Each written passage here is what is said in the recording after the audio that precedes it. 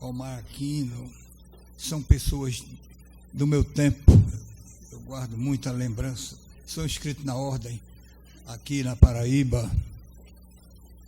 Enfim, eu tenho uma relação muito saudável aqui na Paraíba, graças a Deus, com desembargadores amigos meus, Miguel Levino, que felizmente ainda está vivo, grande magistrado, Orlando Jansen, Tagi. Enfim, eu gosto da Paraíba não apenas pelas mulheres bonitas e os homens feios, mas por esses afetivos todos. Está dando para ouvir aí, tá, né? Eu me recordo, inclusive, eu quero agradecer muito a Genivalzinho, as palavras ditas a meu respeito, Félix, e o nosso bacharel, já não de futuro, mas de presente. Eu tenho sobre essas apresentações uma história muito curiosa. Lá em Campina Grande, eu fui fazer no 11 de agosto, faz tempo. E, se não me engano, Raimundo Asfora presidia a mesa, ou ele, o Vital do Rego, que é um grande advogado, Vital, era um grande orador, Vital. Brigão, mas bom, como Geraldo era brigão demais. E quando eu fui ser apresentado por um estudante no Teatro Severino Cabral, né, o nome do teatro, não é? Teatro lotado, naquele tempo eu usava cabelo grande, era bonito, era uma maravilha. Então, o estudante da Universidade de Campina Grande me apresentou e, no final, disse: agora passo a palavra ao doutor Boris Trindade, que é o expoente máximo da criminalidade do Nordeste. Eu digo: rapaz, não. Eu disse: não exagere não, que eu não sou nenhum Al Capone aqui de Campina Grande. Eu vou falar pouco, seguindo até uma frase que eu ouvi. Acho que foi de Ronaldo. Foi de Ronaldo Cunha Lima, dita no começo. Palestra, quanto mais curta, palestra como minissaia, quanto mais curta, melhor.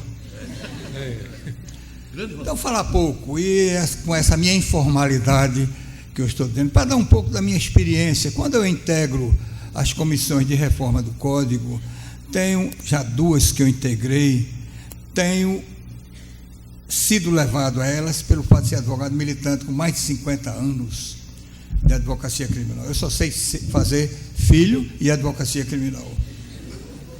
Eu tenho 10 filhos, 11 que eu adotei agora, uma criança está comigo há 2 anos, está com 4 anos, tem a beleza de me chamar de papai bonito do meu coração. Eu nem sou bonito, nem sou do coração dela, mas é bom que as pessoas, quando veem ela me chamando, Cecília, papai querido, aí olham para mim e dizem: é filha do urso.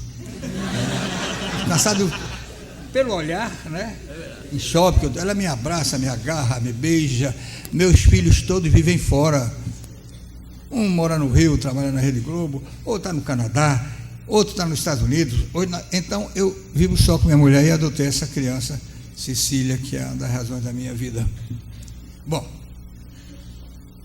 o que eu quero falar sobre o júri são as coisas mais ou menos atípicas. Os advogados que não têm experiência de júri ficarão sabendo, já os que têm sabem, que o júri é uma instituição competente para julgar os crimes dolosos contra a vida, tentados ou consumados. Que crimes são esses? Homicídio, instigação ao suicídio, ou auxílio ao suicídio, aborto, infanticídio, acho que só, né? Só 4. O infanticídio é um crime chamado de mão própria. O infanticídio só pode ter como sujeito ativo do crime a mulher. É a mulher que mata o filho ao nascer, no período do puerpério. O que, para quem é mulher, sabe o que é isso, mas os homens, a não ser aqueles outros, sabem o que é puerpério? é quando a mulher, segundo os psiquiatras, dão à luz,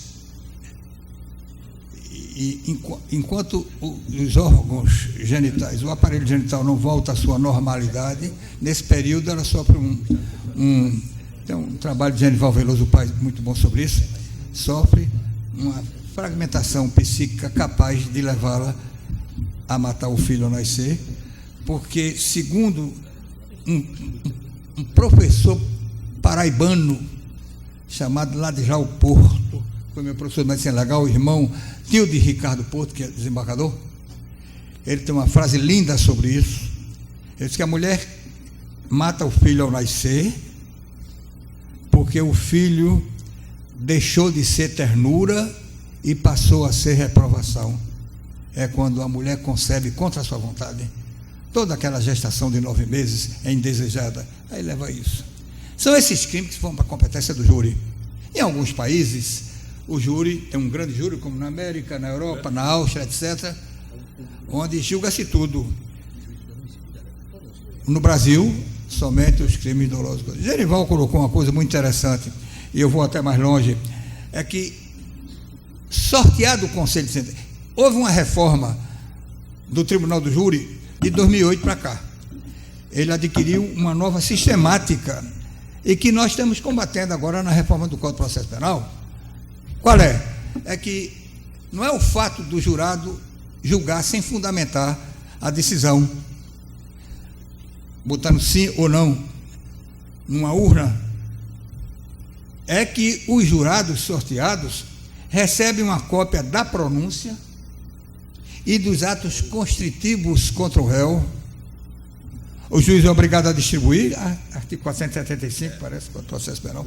Se eu falhar a memória, me perdoem e me corrijam. Eu vou fazer 80 anos em janeiro. É claro que a gente perde nessa idade muita coisa, embora eu não perdi tudo, mas perde-se muita coisa. Decai às vezes, né? Se houver falha de memória, me perdoe, mas Genival e Félix me consertam e acho farinha. Então, os jurados, vejam que coisa absurda que se faz. Os jurados recebem, quando é sorteado, cópia da pronúncia. A pronúncia é um despacho periférico, marginal, onde o juiz encaminha o réu para a júri, mas sempre ele diz que julgo procedente a denúncia para, que é um pré-julgamento. Eu fiz tudo para acabar com pronúncia na reforma e no objeto. Que a reforma, quando o juiz manda um réu para a júri, já está dizendo para o jurado ele é culpado. Não é isso, general? Dá essa impressão. Em tese. Então, recebe aquela pronúncia e nós, advogados, não podemos comentar isso. É o parágrafo 2º do artigo 475. Então, o jurado recebe uma peça praticamente acusatória, que ela é uma peça constritiva, mandando o réu para a júri, e o juiz diz que há indícios de autoria, indícios de responsabilidade, e a gente não pode fazer nenhum comentário sobre aquela pronúncia.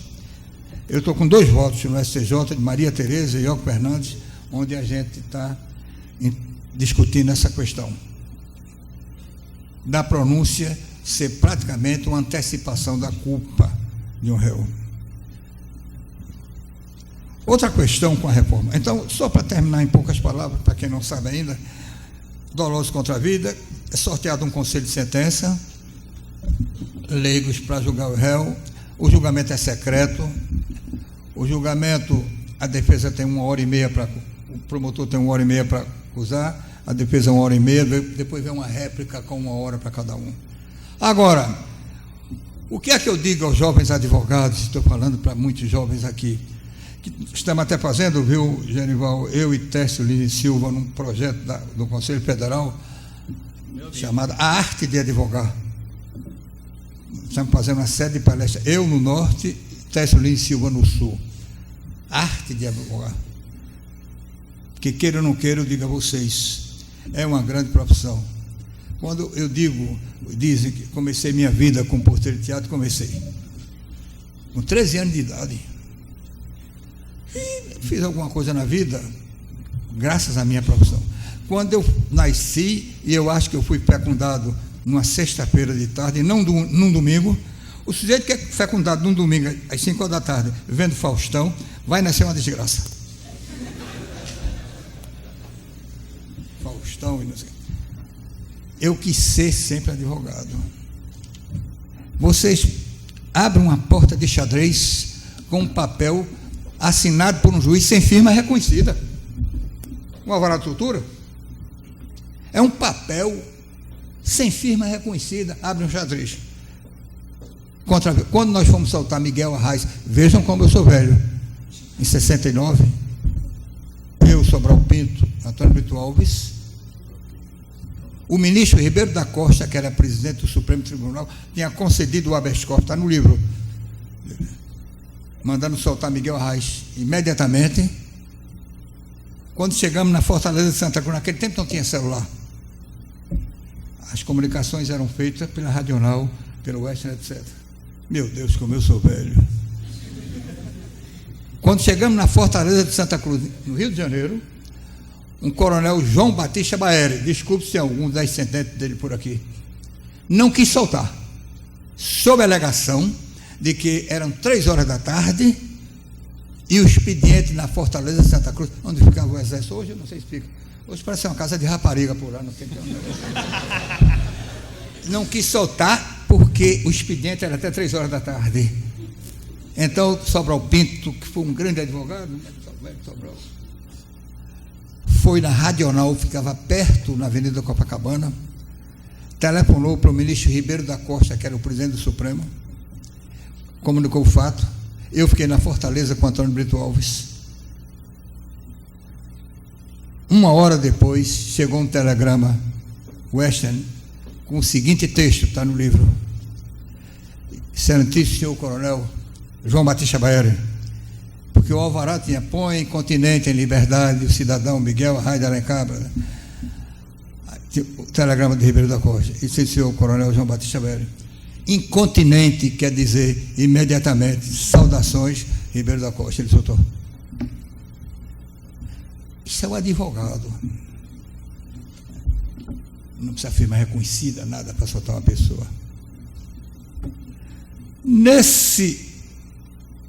O júri me ensinou uma coisa, ele deve ter ensinado a outros que estão bons, é que é um perigo se levar uma testemunha para depor em plenário, né, gente? É um risco. É um perigo. Testemunha é uma coisa absolutamente inconfiável. Eu me recordo de 2 fatos singulares. Um aconteceu comigo em Arco Verde, eu defendendo 2 irmãos acusados, 3 irmãos de uma família importante lá de Arco Verde, acusados de terem morto um outro cidadão. Naquele tempo se respondia preso o processo. Na audiência de instrução, onde iam ser ouvidas as testemunhas de acusação, quando veio depor a primeira testemunha, chamado Veneziano, lá para as contas, sentou-se, assim, meio tremendo. O juiz, doutor Francisco de Sá Sampaio, desembargador hoje aposentado, os réus tidos como violentíssimos, e por uma questão de ética, não vou dizer o nome, presos, 3 irmãos. Aí o juiz virou-se para a testemunha e disse: seu Veneziano, o senhor é parente, amigo, inimigo de fulano, beltrano, ciclano. Um dos réus se chamava Biru. Aí a testemunha disse: doutor, eu sou compadre de seu Biru, não é Biru? Aí eu já vi, eu era advogado do réu, eu sou compadre de seu Biru. Aí o juiz disse: mas seu Veneziano, o senhor é capaz de mentir, faltar com a verdade em favor do seu Biru? Ele: doutor, pelo seu Biru eu mato e morro, quanto mais mentir. Quanto mais mentir. É um perigo testemunha. Me recordo também, aí já é uma peça de teatro, eu estou saindo um pouco do assunto para tornar essa coisa mais amena, viu? Que aqui todo mundo sabe que o júri é uma instituição extremamente respeitável, apesar dos críticos contra ela.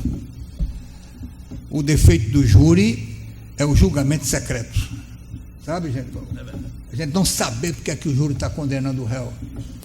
E outra coisa também que a reforma colocou, fui vencido, É quando sai já 4 quesitos, 4 respostas afirmativas, não se pergunta mais o resto, sob a alegação de que tem que se manter o sigilo, porque se sair o resto, vai saber que foi 7-0, a favor ou contra, o jurado ficaria exposto. É a argumentação dos que defenderam isso. Então, o juiz, a defesa argui uma tese negativa da autoria, para o jurado responder não.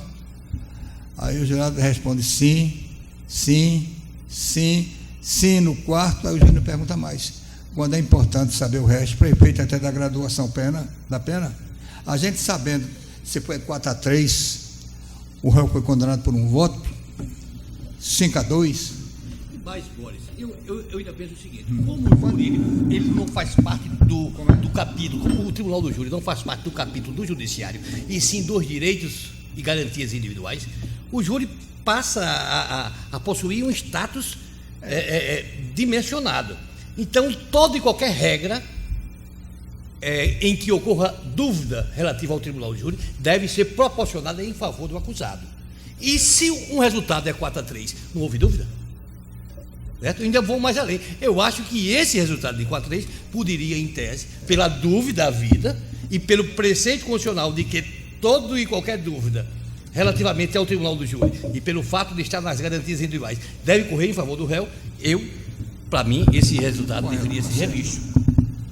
Pois bem, voltando também, uma das coisas perigosas é levar testemunha para plenário do júri, porque às vezes uma colocação errada da testemunha e a regra, né, nervosa, quem não fica chateado em ir para a justiça, não sei, toda pessoa que recebe uma intimação fica chateada, mas ser testemunha no plenário do júri, eu não levo, e aconselho aos jovens advogados, não levo testemunha do júri. E se puder evitar que o réu vá prestar depoimento, melhor ainda, porque é um perigo também, né, Genival? Embora se faz a ideia de que quem não deve, não teme, por que é que o réu não veio? O Ministério Público, ele... A lei garante hoje que o réu não compareça para evitar o lixamento. Testemunha, confissão, é coisa interessante. Eu ia falar de um fato, de uma peça de Nelson Rodrigues, chamado Boca de Ouro, não sei se vocês assistiram. É a história de um bicheiro rico, botou todos os dentes de ouro, fez um caixão de ouro, cheio de mulheres. Um dia, ele estava, a amante dele chamava Celeste, casada, entrou assim na cena, gritando, boca toda desgraçada. Eu sou péssimo ator, mas vamos ver. O que foi que houve, Celeste? Meu marido me encontrou com você entrando numa pensão no Catete, ali na rua do Catete. O que é que tem isso, Celeste? Tem, boca. Sabe que meu marido é brabo?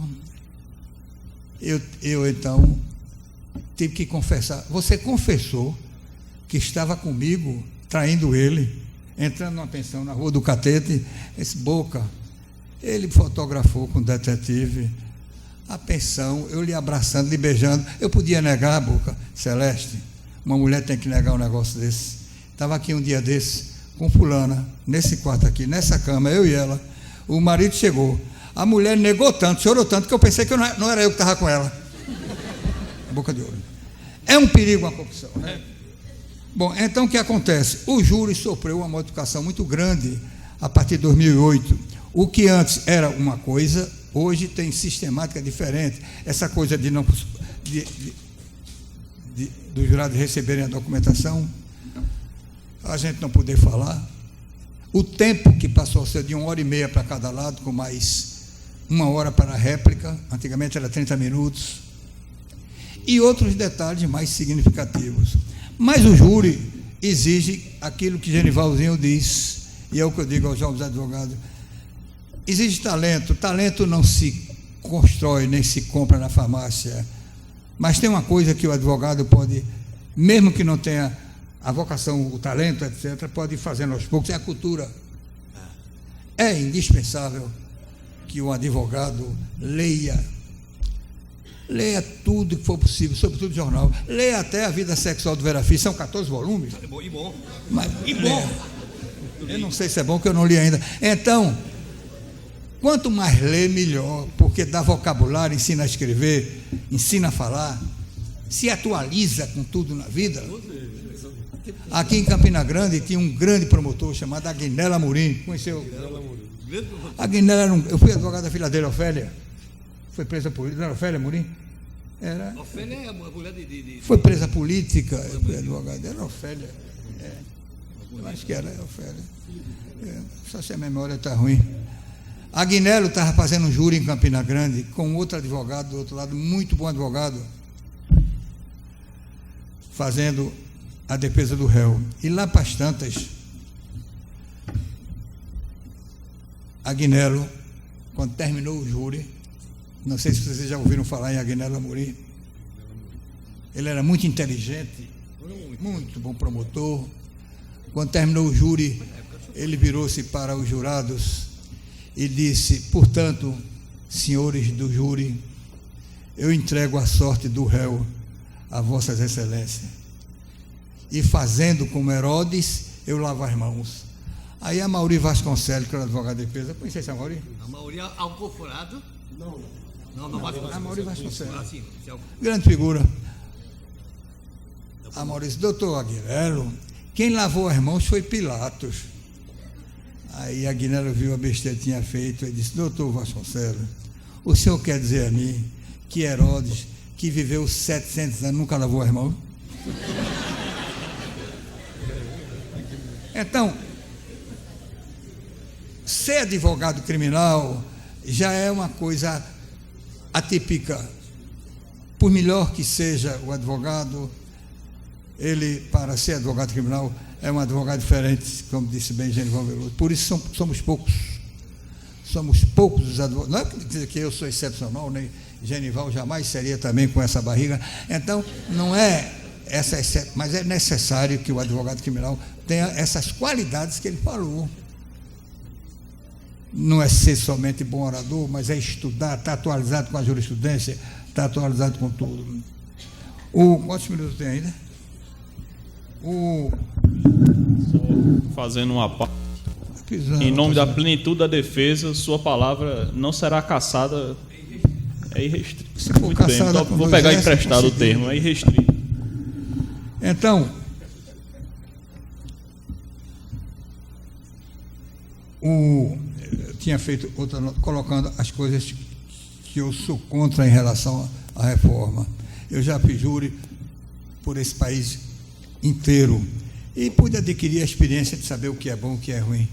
A gente sabe quando vai perder um júri, né? A cara dos jurados. A gente conhece. A gente sente que vai perder o júri. A gente conhece, mas tem a esperança no final de que a coisa reverter, de que vai passar na sequência. E às vezes se ganha um júri por um lance engraçado, por um lance de inteligência, um lance em que o advogado criminal, isso a gente vê muito nos filmes americanos, o advogado criminal se coloca com uma certa perspicácia, com uma certa inteligência.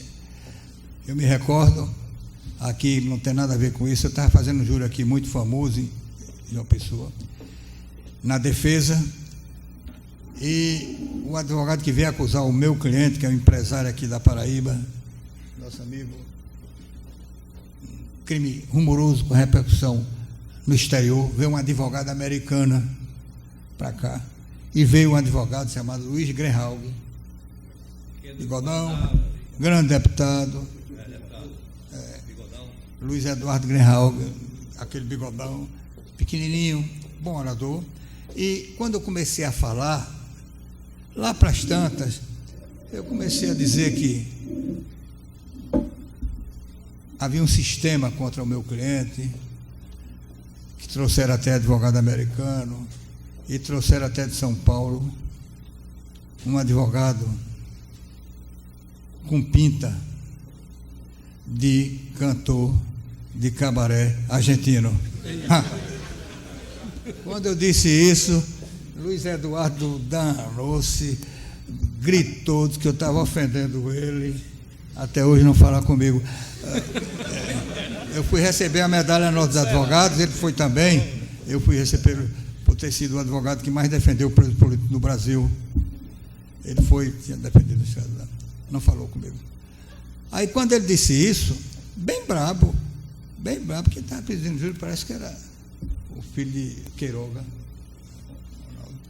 Brabo, que era absurdo, não sei o quê, papapá.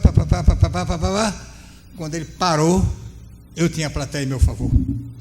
Eu disse, doutor Luiz Guerraldo, me desculpe, eu não quis lhe ofender, realmente eu me enganei, porque Vossa Excelência parece mesmo, é como um cantor de cabaré mexicano, aí foi pior. Aí quase que ele dava em mim, ficou danado. Essas pequenas coisas. Digo sempre aos advogados novos, e estou terminando fazendo uma coisa que não é bem a razão do... Porque todos os dois esgotaram, todos os três, o assunto formal, o prosaico do júri. Escrever pouco. Saber pedir ao juiz petições simples, sem literatura, porque a gente tem que partir do pressuposto que os juízes sabem. Então não precisa fazer uma petição ensinando o que é legítimo defesa, o que é não sei o quê. A gente diz coisas que o juiz pode não saber em matéria de fato. Escrever pouco, objetivamente e respeitosamente. O júri, há uma grande corrente para querer extinguir o Tribunal do Júri no Brasil. A maioria dos doutrinadores é contra. Acha que o júri é um teatro, acha que o júri é uma panaceia, acha que o júri é influenciável, quando a gente sabe que o poder judiciário é muito mais vítima de pressão do que os jurados. É a experiência da gente. Além de que... Me permita, a história do júri foi justamente por aí. O júri foi criado para tirar o poder do juiz que era ligado ao soberano na França.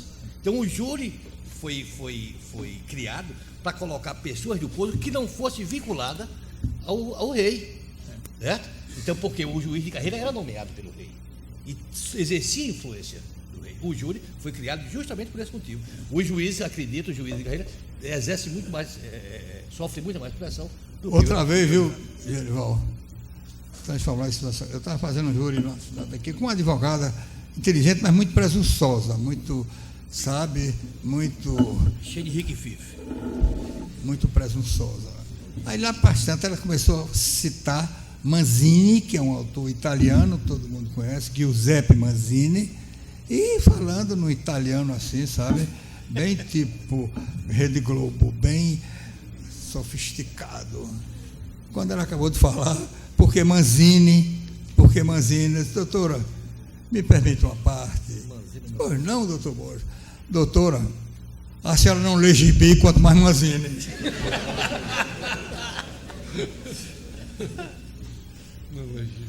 Júri tem alguns filmes que vale a pena a gente ver. Tem um filme, vocês não encontram em locadora, chamado Le Vérité, As Duas Verdades, um filme francês. As duas? Você nunca assistiu esse filme? Não. Esse filme, eu considero que dá um retrato da justiça, um julgamento no Tribunal do Júri da França, que lá o júri é o chamado júri escabinado, que é leigos e um juiz togado que participa do conselho. Um réu foi acusado de ter morto uma mulher, sistema do escabinado, sua amante. Primeira parte do filme é o Ministério Público fazendo a acusação. Um velho ator francês, Michel, não sei quem. A segunda parte é a defesa fazendo a defesa do réu com as mesmas testemunhas, lendo os mesmos depoimentos, só que a defesa começou a ler com uma outra entonação, com a outra colocação teatral. O que a testemunha disse ao Ministério Público, o Ministério Público lia, a defesa começou a ler aquele mesmo trecho no outro tom. Quando acaba, no final do filme, você fica sem saber se o réu é inocente ou culpado. Que é um choque enorme de verdades. Daí o nome, Le Vérité, As Duas Verdades. Le Vérité. Aí, a cena final, os jurados se recolhem para dar o veredicto. Quando voltam para a sala, com o papel na mão, entrega ao juiz a decisão. O juiz vira-se para o réu e diz: Monsieur, levante, senhor. Ele se levanta, aí não se levanta. Aí a polícia francesa, o gendarme, começa pedindo para ele, não sei. Por favor, levante-se. Ele, nada. Aí quando ele cai, teve um infarto e morreu. Termina o filme. Ninguém sabe se ele era culpado ou inocente. Esse é um filme eletrizante em matéria do que é justiça e o talento do advogado e do promotor. A mesma prova, os mesmos testemunhos, as mesmas frases ditas em tom diferente. Boris. O júri tem coisas boas. Eu tenho algum minuto? Boris, só uma parte aí no que você está falando. Tu gosta de uma parte? Está no júri, não, mas vai. Olha, três filmes que o estudante de direito não pode deixar de assistir: Julgamento de Nuremberg, 12 Homens e uma Sentença. Eu digo os filmes antigos, em branco e preto, e Testemunha de Acusação. Esses são os 3 clássicos. Tem um outro também, Anatomia de um Crime. Anatomia de um Crime. Muito Anatomia do Crime, eu conheço. Perfeito. É um filme também muito bom. Mas em Limoeiro, Pernambuco, um réu foi a júri, meus primeiros júris como advogado estudante. Ah, meu Deus, quando eu falo nesse tempo, me dá uma saudade terrível, rapaz. Drummond tem um poema que ele diz: 50 anos é muito tempo para se deformar uma imagem. Drummond. Estudante limoeiro, fui defender um cidadão chamado Jonas, digo já, da Mota Silveira. Matou a amante, uma mulher, prostituta, no Baixo Meretrício, com mais de 15 peixeiradas. Negócio que eu só aceitaria naquela época. Quando acabou o júri, ele foi condenado a 29 anos e 6 meses de prisão. O juiz, doutor José Pessoa, morreu solene.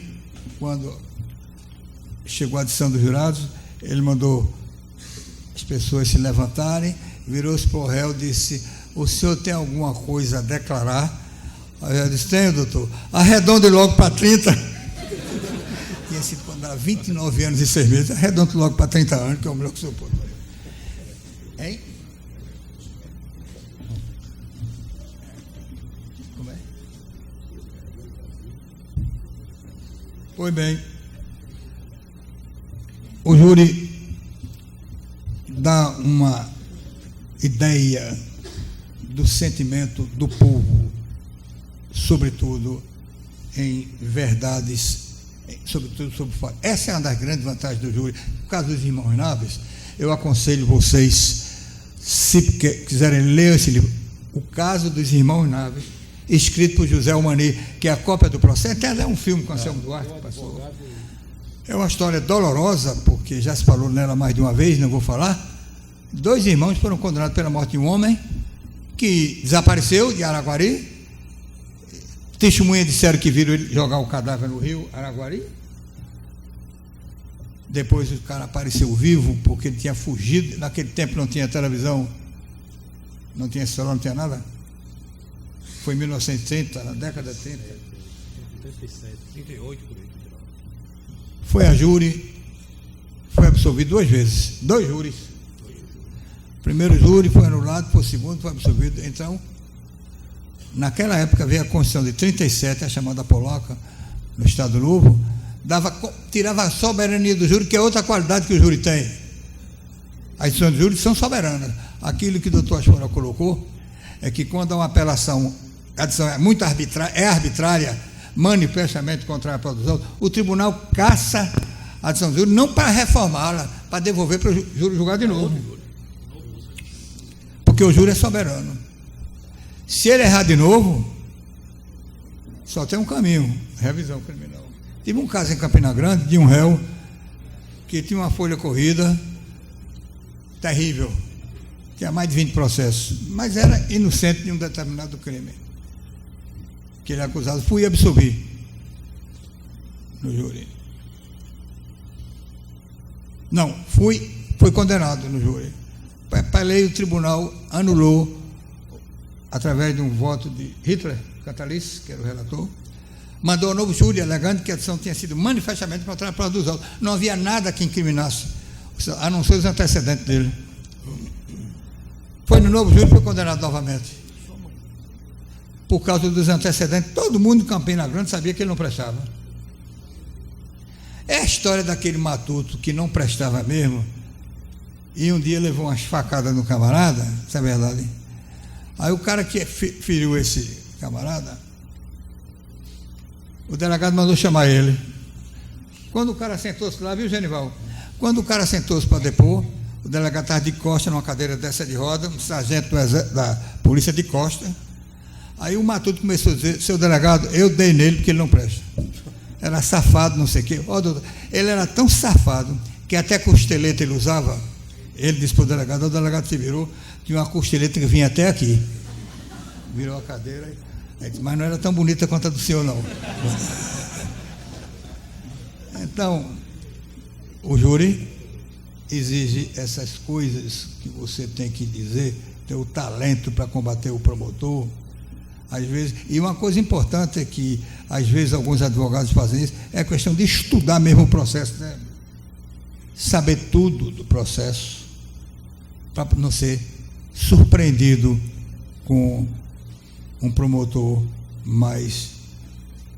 na vida me ensinou muita coisa. Há muitos anos eu fui fazer um júri em Timbaúba, lá em Pernambuco, e de um camarada que já ter morto um camponês na fazenda de um advogado que era meu amigo, de Nojosa, e sabia que o promotor era muito fraco.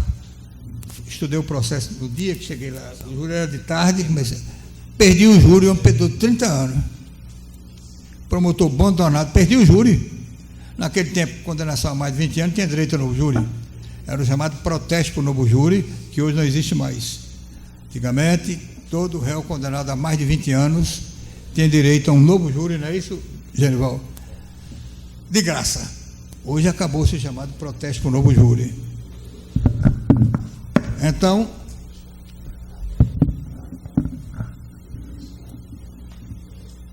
fui para o segundo júri e absolvi. Estudei o processo e absolvi. Eu fico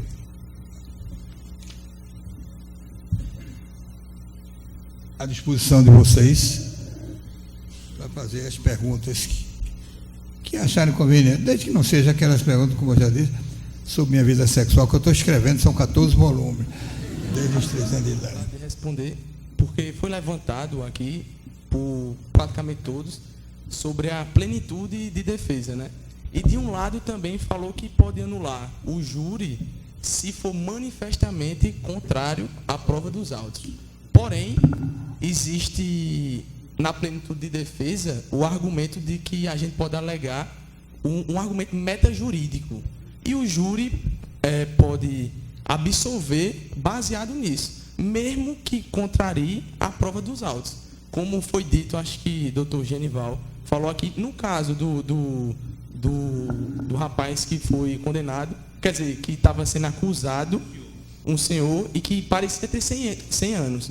Foi um argumento metajurídico ali. E será que o júri, que o tribunal poderia, baseado nisso, nesse inciso que diz que pode anular, se for manifestamente contrário à prova dos autos, remeter a um novo júri, será que não vai estar contrariando a plenitude de defesa? Porque foi, teoricamente, o que ele teria se baseado seria em um argumento metajurídico, mesmo sendo contrário. Será que o tribunal pode ter competência de anular? O que eu quero insurgir aqui é que, ao meu ver, seria esse inciso, o tribunal só poderia utilizar se fosse arguído pela defesa. Gente, ela tem uma dimensão mais longa, mais extensa do que a amplitude de defesa. E nessa plenitude, você se vale de argumentos metajurídicos. Certo? Veja bem, quando o jurado se vale desses argumentos metajurídicos, ele está julgando de acordo com sua íntima convicção. E tanto dependendo do arcabouço probatório ou não, mas hoje, com o advento do terceiro quesito, Boris, o júri absolve o réu. Como é que se chama esse quesito, Félix? tem uma expressãozinha que se usa aí, né? O júri absolve o réu, independente do que ele achou da prova e tudo, se absolve. É a condição humana que o júri dispõe, que não tem o juiz togado, que está manietado nos grilhões da lei, na positividade da lei, diferentemente do juiz leigo, que por essa condição, pela sua íntima convicção e até pela expressão da plenitude de defesa, lhe dá essa possibilidade. Agora, eu creio o seguinte, que a reforma de segundo grau, quando manda para novo júri, eu acho que não afeta a plenitude de defesa, mas afeta, na minha maneira de ver, a soberania, que a soberania do júri, na minha modesta visão, eu acredito que ela seja relativa e não absoluta. A relativa porque pode ser mudada para novo júri e relativa porque pode ser reformada em grau superior em sede de revisão criminal. Pode ser reformada com revisão? Exatamente. Só complementando, o texto da lei, o texto da lei fala quando a decisão do jurado for manifestamente contrária à prova dos autos. Arbitrária. Quer dizer, a contrariedade por si só não tem o condão de anular.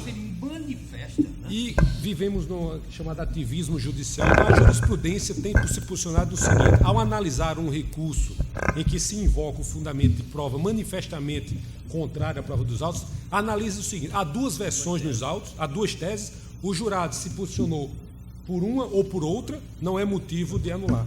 Teria que ser um motivo de maneira arbitrária. Colega, como é teu nome? Sem ferir o princípio da plenitude de defesa. Você é mais velho que eu, mas deixa eu... Só um minutinho. Essa coisa é muito interessante.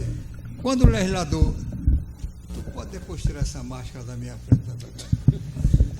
Eu vou pagar em negócio cumprido, mas veja bem.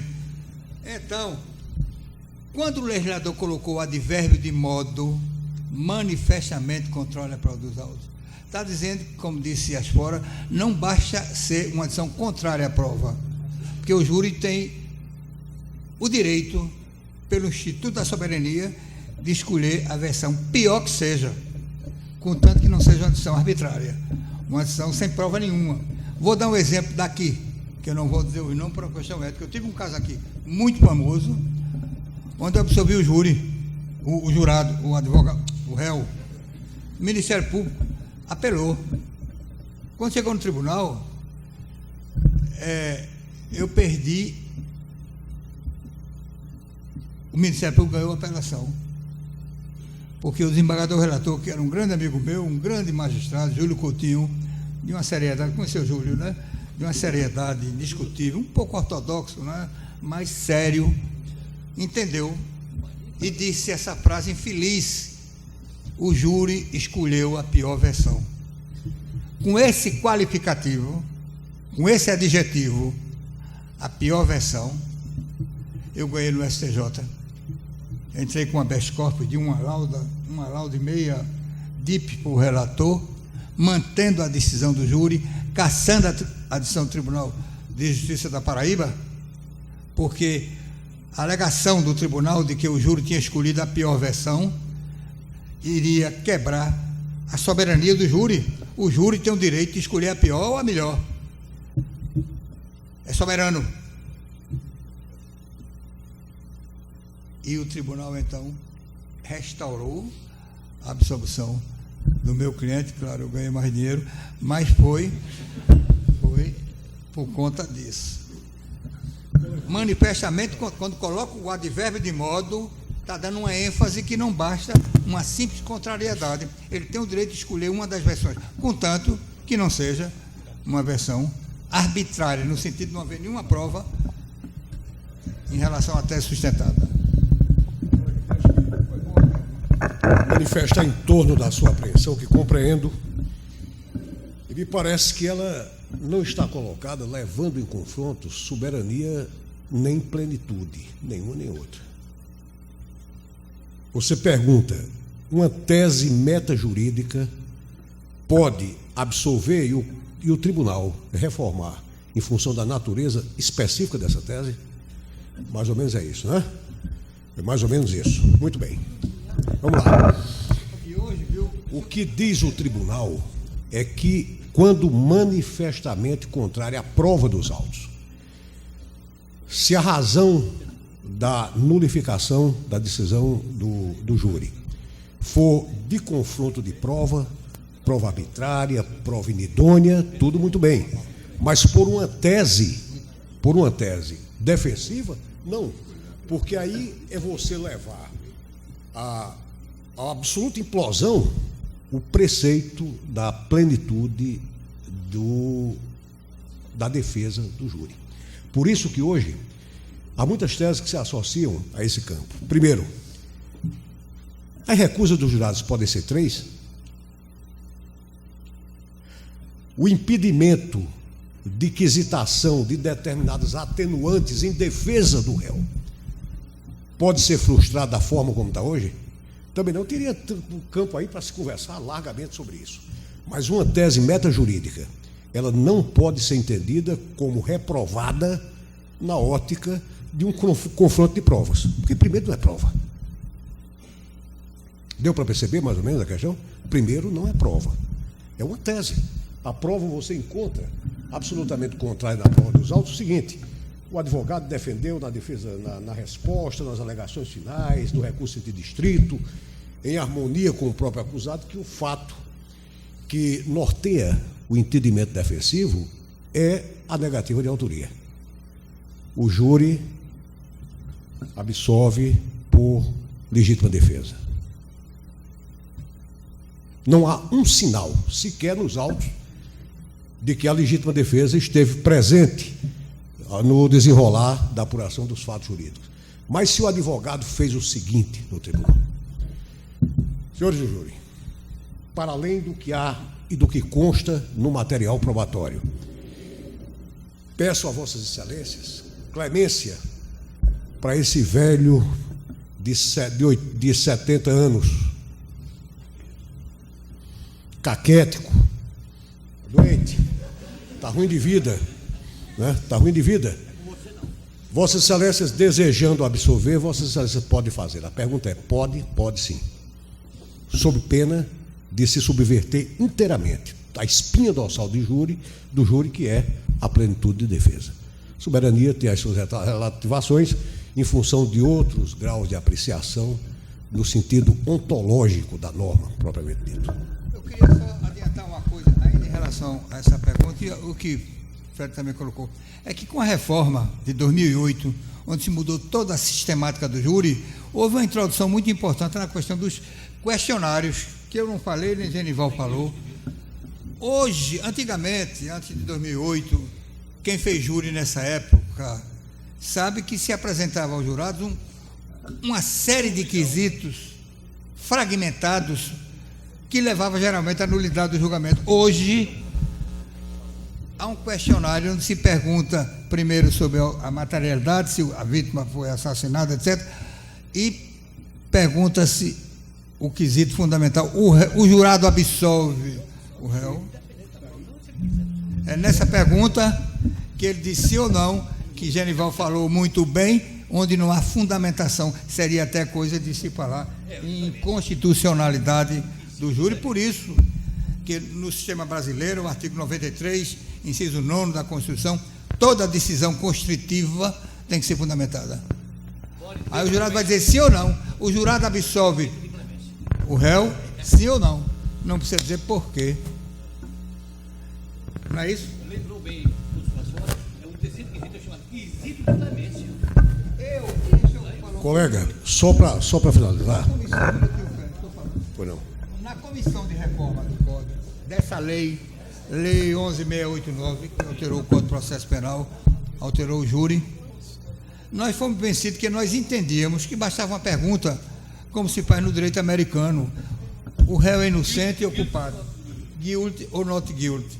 Mas achavam que isso era negócio de americanismo, os professores, né?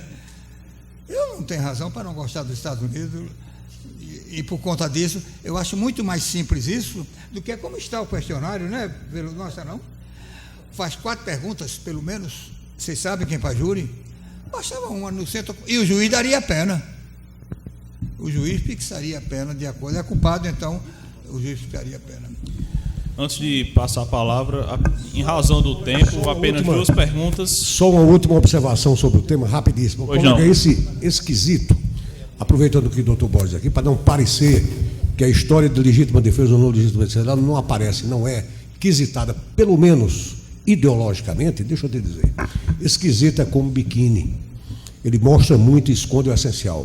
Na hora de o jurado decidir, ele ouviu a tese do advogado, ele ouviu o pedido de clemência e está na ata. Não há dúvida nenhuma disso. Não há dúvida nenhuma disso. Ele tem que ter esse cuidado, doutor Genival. Aí onde está a história. Mas anular o julgamento por uma tese de defesa no confronto dessas duas teses, está lá na ata. Qual foi a tese envergada pelo advogado? Legítima defesa. Qual a tese dos autos? Negativa de autoria. Uma coisa não tem nada a ver com outra. Mas está lá também. O advogado pediu perfeitamente, o advogado pediu ao júri não somente esta tese, mas tantas quantas outras ele entenda necessário. Essa coisa é porque eu vou me lembrando das quando coisas. O debate é bom, não vou tem me como. lembrando, viu? Tem uma história muito engraçada também de júri, que é rápida.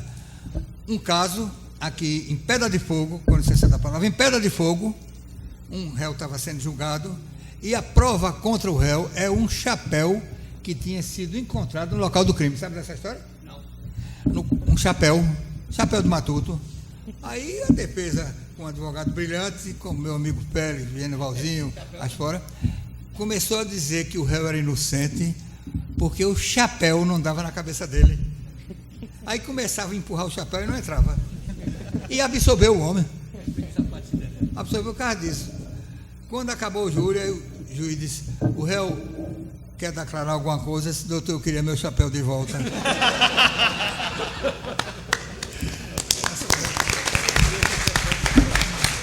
Soberania do júri. Me dê meu chapéuzinho de volta.